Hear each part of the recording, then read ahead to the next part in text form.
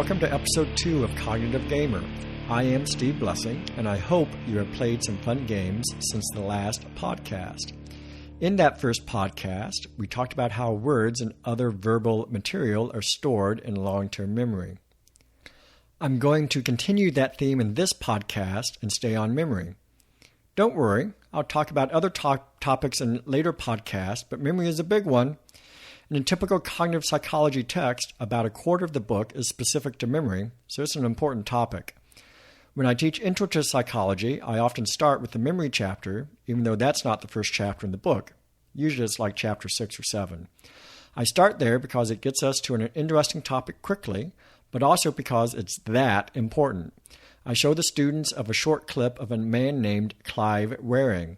At the age of 47, Mr. Waring suffered from encephalitis, a disease that attacked his central nervous system and destroyed part of the brain responsible for recording new memories, the hippocampus. He simply cannot form new memories. He cannot carry on a conversation because within 10 to 20 seconds, he will have forgotten what you just told him. Living without a memory, like for Clive, is a very sad state of existence and just goes to underscore memory's importance. Last time we talked mostly about verbal memories, those memories that really come into play during games like code names and categories. In this episode, I would like to talk about how we store and represent more visual information, like what we might use when we play a video game like Tetris and need to mentally rotate that piece to figure out where it might fit, or how to best play the piece we just drew in Carcassonne or Zorro. This is a dichotomy that we see across all levels of memory between how we store and represent more verbal information and how we store and represent more visual information. This is the way our brain is wired, with part of it dedicated for verbal information and part more dedicated to visual information. Differences can be seen with how that information is brought in initially through our senses, how it's stored in our shorter-term memory, and ultimately how it's stored for longer periods of time. In later episodes, we'll talk about these shorter periods of time referred to as sensory memory and working memory. But for now, I'd like to talk more about longer-term stores and representations. Probably for most of you, this seems kind of obvious.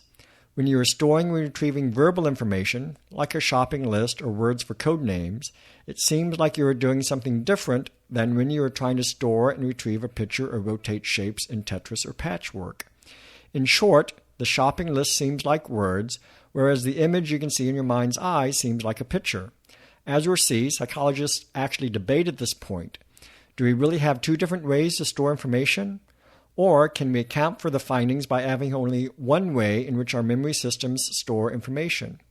Having only one way to do it would be more simple, more parsimonious in scientist speak, so it has its advantages.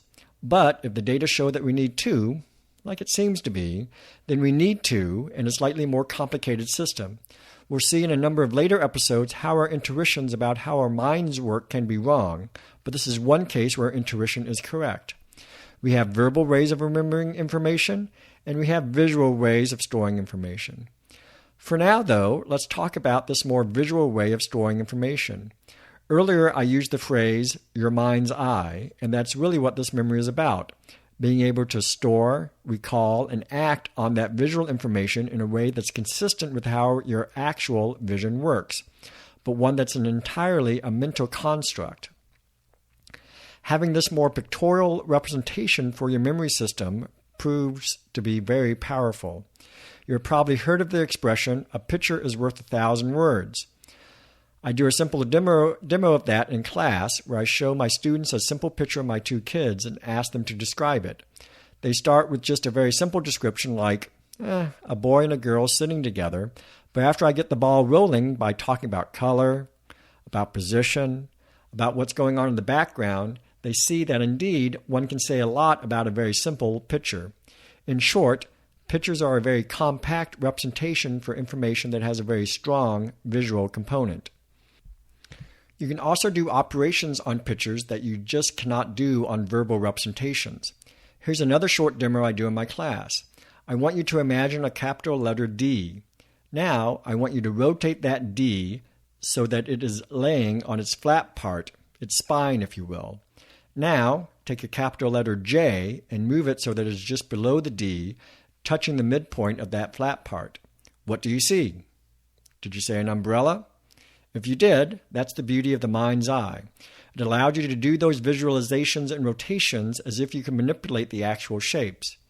How do you think that might help in playing games? Visualizing using your mind's eye also helps you to solve problems and come up with explanations, both in real life and in games. For example, imagine trying to pack the trunk of your car for a long vacation without being able to visualize how you might solve that problem first. You would have to move and try lots of positions of luggage until you get one that works. But by using your mind's eye and visualizing the moves first, you can pack that trunk of your car with minimal effort. Well, hopefully. As with most cognitive skills, there are individual differences. That is, some people are just better able to do it than others. Some of being better comes as a natural skill, and some comes with practice.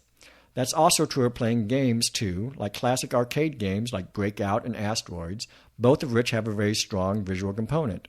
But expertise is a topic for a different time, so we'll talk about that later. Some scientific theories were discovered with the help of mental imagery. Abraham Ortelius and others back in the 16th century noticed how the continents could be rotated and moved in order to fit together. This led to continental drift theory.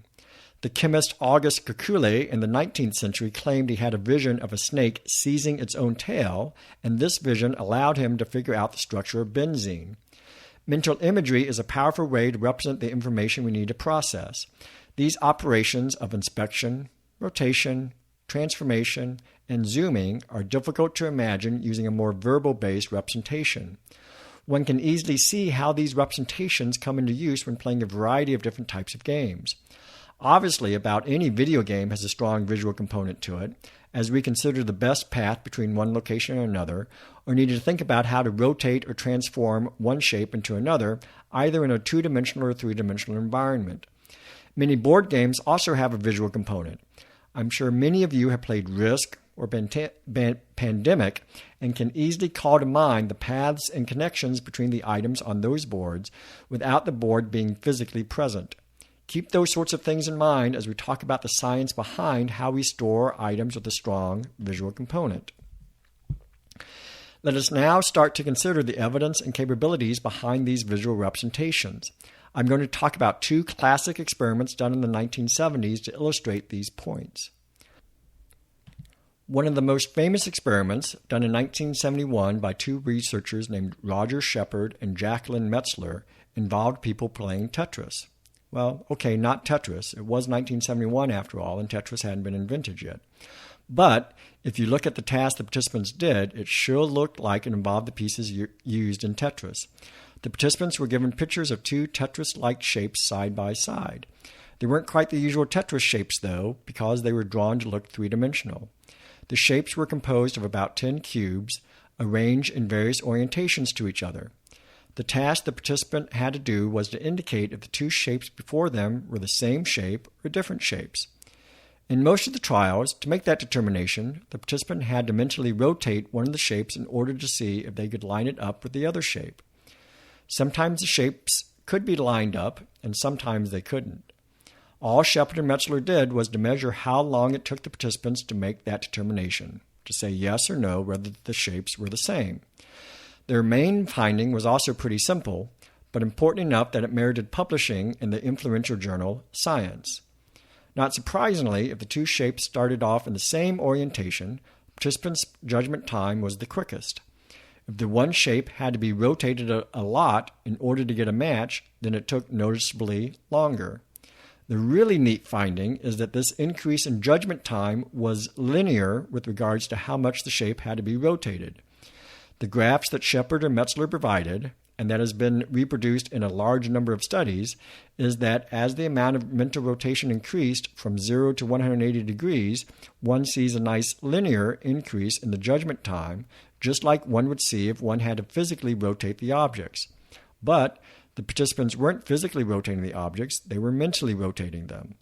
This was an early study which considered that there must be different representations used between verbal stuff and visual stuff. If we used a more verbal representation for these shapes, then one wouldn't expect that linear increase between amount of rotation and judgment. With a more verbal representation, one might expect a more linear judgment time. The other classic experiment from the 1970s that I would like to share with you was done by Stephen Coslin, Thomas Ball, and Brian Reiser in 1978. In one part of their experiment, participants were shown a simple line drawing of an island. Think about all the maps you've seen in various video games. On the island used in their experiment were several landmarks, such as a beach, a hut, a swamp, a tree. The participants had to memorize this map. Coslin and his colleagues made sure that it was memorized by waiting until the participants could draw the map from memory. Once the participants could do that, then the next phase of the experiment started. In this phase, the participants were verbally given one location on the map. Another location was then given. This location may or may not have been on the map. If it was not on the map, participants pressed one of two buttons. If the second location was on the map, then they had to imagine a dot moving between the first location to that second location and then press the other button.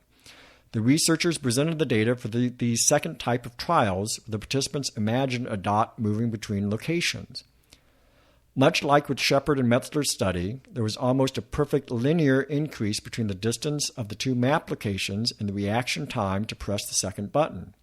That is, the longer the distance on the map, the longer the reaction time, again suggesting that participants were using a mental representation very similar to that of a physical representation.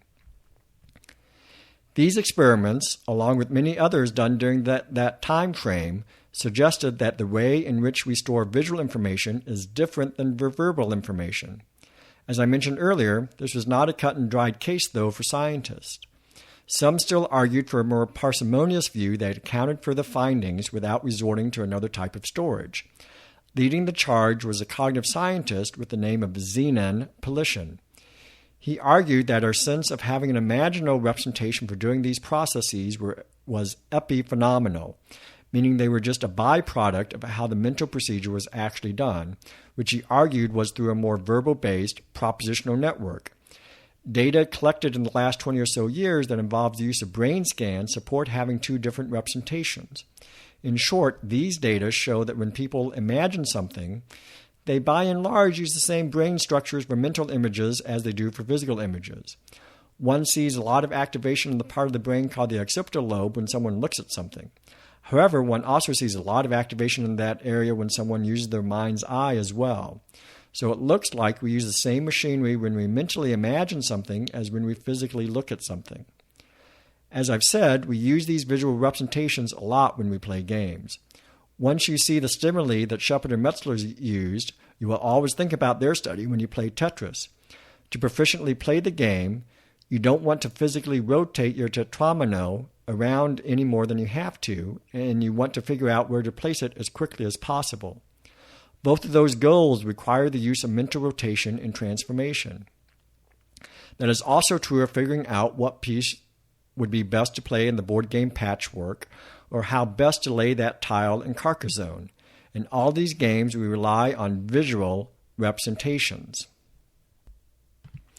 I also think about these sorts of concepts when I play video games that have a map or other type of spatial environment associated with them. Many games have an in-world map or at least a 2D or 3D environment that needs to be navigated, like Horizon Zero Dawn, Assassin's Creed, or Super Mario World. How I remember these spaces and represent them in my mind will use the very type of visual representations that we've talked about here. As I figure out how to navigate my character from one location to the next, I am using my mind's eye and these visual representations, and the part of the brain that I'm relying on is the same part of my brain that helps me to physically see something as well. This calls to mind one last demo I'll share with you, one that shows that there are at least some differences between our mental representations and physical representations. I don't want to leave you with the impression that our visual or mental representations are identical to physical images, just similar. Let's start off with this question. Which city is farther west? Reno, Nevada, or Los Angeles, California? Don't use a map. Which one do you think it is? If you have a sense of U.S. geography, you probably said Los Angeles, California. But that turns out to be wrong. Reno is in the very western part of Nevada, and the way California hooks around to the south, Los Angeles turns out to be farther east than Reno. That surprises a lot of people. If that one didn't work for you, which city do you think is farther south? Montreal, Canada, or Seattle, Washington. You probably caught on by now. It's Montreal, actually. The point is that in our mental visual representations, we often make simplifications. We'll put right angles where there shouldn't be. We'll have things be parallel when they really aren't. That makes them easier to remember and might even help in navigating, but will lead to errors like what you see here. There have been some interesting studies of cab drivers and their mental representations of the cities they navigate, and they exhibit these sorts of errors as well. A lot of studies have been done on London cab drivers, given the extensive knowledge they have to commit to memory in order to navigate around that city. Perhaps on a later podcast, I'll talk more about that work. For now, I'll just close that I thought a lot about these kinds of things as I was playing through Watch Dogs 2, an open-world game set in a pretty realistic San Francisco. I had a pretty good mental map of San Francisco before playing, having spent a fair amount of time there. That helped me out while playing the game, being able to get around the city. However, they of course took shortcuts in making the map, as not every part of the city was represented, and liberties were taken with the in-game map. I'm sure my mental representation of San Francisco has now been tragically altered by having played Watch Dogs 2. It would be interesting to do a study. In a future episode, I'll talk about how the representations that we've talked about in these first two episodes coexist, as obviously they must. I'm thinking about games like Dixit, which of course have a strong visual component, but then that gets distilled down to a verbal clue that is given to the other players, who must then translate that to pictures on their cards. This use of both representations are at the heart of most memory techniques, so whenever a player needs to remember a lot of information, pairing a visual representation with a verbal representation can be very powerful. That's how many card counters do their thing. But again, that would be a topic for a later episode. Okay, that wraps up another episode of Cognitive Gamer Podcast. I hope you have enjoyed it and have learned something about how your mind processes visual information and how that works out whenever we play games. In the next podcast, I'm going to talk about attention and how that affects our ability to play first-person shooters and other games that require our full attention in order to play them. Between now and then, if you have any questions or comments, please email me at steve@cognitivegamer.com. I would love to hear from you, and if you have a question, I may answer it in a later podcast. Also, be sure to like my Facebook page, Cognitive Gamer, and to visit the website, cognitivegamer.com. Until next time, remember to think about what you play and have fun doing it.